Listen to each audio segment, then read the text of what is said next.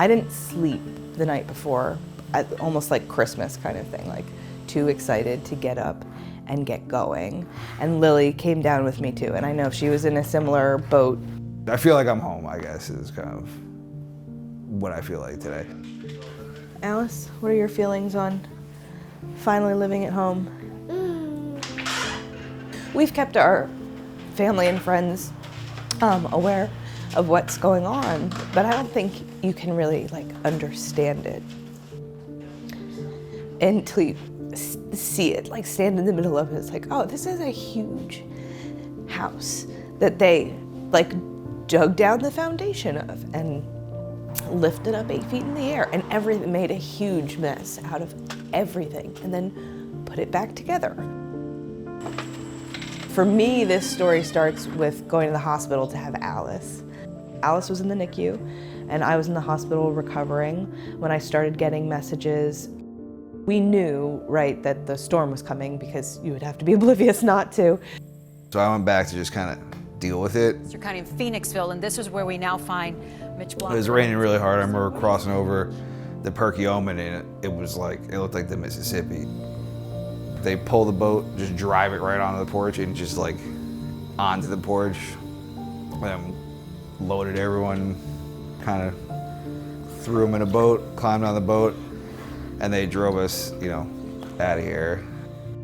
And then we were at my dad's for a year. I heard people say when Ida happened that this is a once in a 100-year flood, this is a once in 500-year flood. And I think anybody that's paying attention is seeing that it's happening once every 2 years, once every 5 years. And yes, it's unique for wherever it happened, but if you look at this stuff in the aggregate, it's increasing in frequency, it's increasing in intensity. It would be silly to me to think that it's not gonna keep going or get worse. The township had pulled a meeting together to talk to everybody about the flood in general, kind of what was expected to happen, but more importantly, they sent out these interest letters asking people if they would be interested, and then to please come to a meeting if they were interested in participating in this federal buyout program. We were kind of weighing out the options of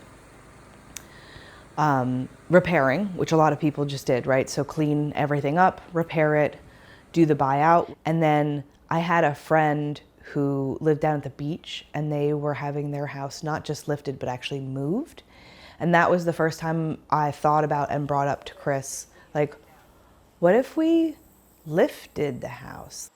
We just use everything that is here. And so we use our yard, we use the canal, the river, the trail. We've got dogs, we've got kids. It's just a really nice place to live. So we were fairly certain that as long as we could make the finances for it work, we wanted to stay in the house and do something way more permanent to fix it. We met with the contractor, the architect, and the lifting company in this house. And they're kind of just is this a thing that can happen, And the lifter was like, look at this dumpy brick house. Isn't it just fall over if we try to do this? And the lifting company guy was like, oh, we've done way worse. I'm like, oh, okay, great. That's what I wanted to hear. It was so much work. So many phone calls and emails and driving down here. I really have loved being with my papa, but it feels just better being back home. I can sleep in my own bed, play with my friends, do all the stuff that I love. It was worth giving up a year here to ensure that we get decades here. So it's an easy choice, I think.